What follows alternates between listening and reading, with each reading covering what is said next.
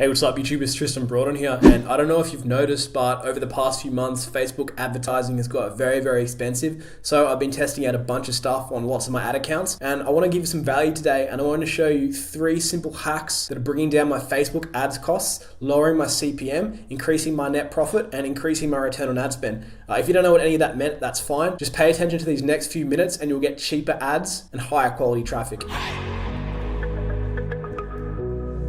Alright, so this title up here, I bet is what some people are thinking, including myself, sometimes when I come in and check Facebook ads in the morning, right? So Facebook ads right now are getting more expensive, and there's a few reasons for that. So the first is that it's currently June 25th, so we're coming up to the end of the quarter, and end of financial year in some countries. So what happens at the end of a quarter is usually big marketing agencies will go in and exhaust their clients' budget, right? Because marketing managers of companies have a set budget that's allocated to them over a quarter, and if they haven't exhausted that by the end of June, they'll come in and just dump all the money into ad spend to get rid of that budget. And the reason I know this is because I used to work as a media buyer in a big digital marketing agency, and a lot of clients would come to me and say, "Hey Tristan, we've got like 200K to spend, can you please exhaust this in like 2 weeks?" And I'll just go in and dump budgets in regardless of what kind of ROI was coming back. So that's definitely one of the reasons why. And then another is that Facebook ad is just getting more expensive.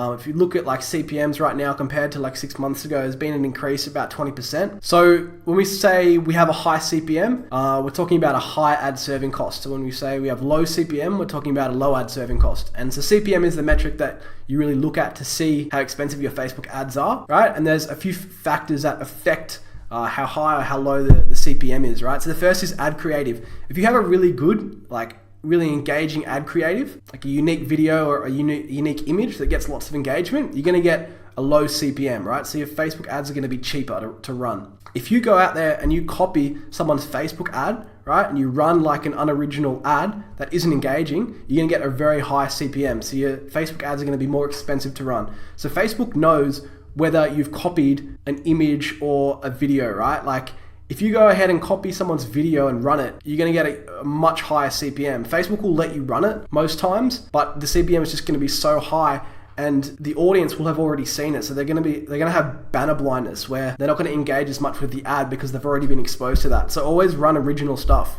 Second is the target audience. If you have a massive audience, you're gonna get a lower CPM. If you have a really tight targeted audience, right, of like under 800,000 people, the CPM is gonna be higher. So right now I'd go after broader audiences, but you don't want to go too broad. I'm finding the sweet spot is about 2 to 4 million right now. So your campaign objective, you're gonna get different CPMs for different objectives that you run. Like the highest CPM is gonna be website conversion. PPE and video views have very low CPMs, but it's a totally different pool of users that you're targeting, right? If you have a campaign objective or website conversion, you're gonna be basically targeting buyers, whereas PPE and video views you're not, so the CPMs are relevant to the quality of the traffic.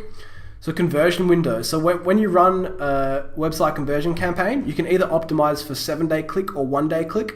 Right now, 1-day click is super expensive. I don't know why. I think it's because everyone, or like every guru, is teaching people to go out there and target people with 1-day click.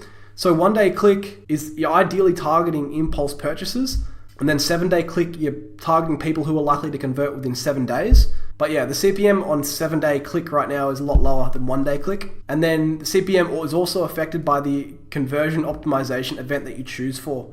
So when you're running a website conversion ad, you're optimizing for VC, you're gonna have a low CPM. Add to cart, it should be add to cart and medium, and then your CPM for purchase event is obviously gonna be the highest. So another factor that is affecting CPMs on my ad accounts, I don't know if this is happening elsewhere, but if you're putting exclusion interests into your ad set, the CPM is gonna be higher. I don't know if this is just my ad account, but say if you're targeting dogs and then you put in your exclusion interests, like people who are interested in Shopify and drop shipping, your CPM is gonna be higher, right, than if you just went out there and targeted people who are interested in dogs. I don't know why, but adding exclusion interests right now, you're getting high CPMs. It could be to do with like Cambridge Analytica scandal, where the algorithm right now doesn't really like putting exclusions in there. I'm not 100% sure.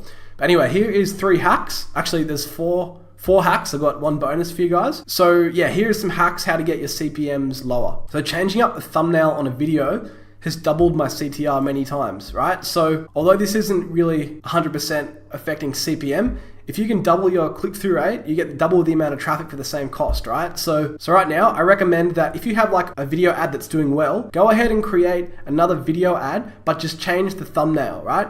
And like a bonus tip here, it's really good if you use like an emoji on the thumbnail. So if you use like a shocked emoji where someone's like, or like the love heart emoji where they have like a love heart eyes. Or you can use an arrow that points to something in the thumbnail. So if you look at my YouTube thumbnails, I've got some arrows in mind, like some big red arrows, and they work really well for click-through rate. So definitely go ahead and split test your ad creative, right? So the thumbnail is one thing. Then you can also split test your copy. So using different copy and then video and photo, right? So if you have like a winning ad creative, definitely go ahead and split test other creatives, right? Because the CPM can be lower from just like tiny tweaks like that. All right, so the next hack is that right now I'm finding that 7-day click is giving me lower CPMs with very similar converting traffic. So a lot of people are teaching always choose 1-day click, always choose 1-day click if you're drop shipping low ticket items. Like that's fine, but ideally you want to split test both 7-day click and 1-day click. Usually if like lots of people are teaching something, you always want to split test and try something else that people aren't teaching, because if everyone's doing it, you're likely to get like a lower CPM if you try something that not many people are doing. So right now I'm using 7-day click and I literally can't tell the difference in traffic between 1-day click and 7-day click, except that I'm getting lower CPMs. So give that a try. Another hack is on your best performing lookalike audiences, ideally 1% purchase lookalike, also test running both video views and PPEs. So right now, I've got a winning product that when I launch a website conversion campaign optimized for purchase to my 1% lookalike audience, it's basically unprofitable. I can't run it. But I'm also running a PPE campaign to that same audience and it's wildly profitable. I'm running it on a 30-day budget and the ROAS is like 10 or 15 or something ridiculous. So on your really profitable ad sets, give PPE a shot, right? So I'd launch a PPE campaign targeting that winning audience, right? If that's profitable, then go ahead and create a video view campaign targeting that same audience. And you likely can get both of these profitable. And then here's my last bonus tip. So on your most profitable ad sets, dupe them and optimize for add to cart instead of purchase. Sometimes when you optimize your ad sets for add to cart, you can actually get the same amount of purchases, but the CPMs are always going to be cheaper on an ad set that's optimized for add to cart instead of purchase, right? Because Facebook sees the traffic quality as lower for people who are more likely to add to cart, but you can still get sales on this objective. So definitely test the add to cart optimization event on your ad set. All right, cool. Hope you enjoyed those 3 hacks and that bonus hack at the end. If you like this, definitely hit that like button, subscribe to my channel, hit that notification bell so you know when I release more videos. Yeah, stay tuned. I'll see you in the next video.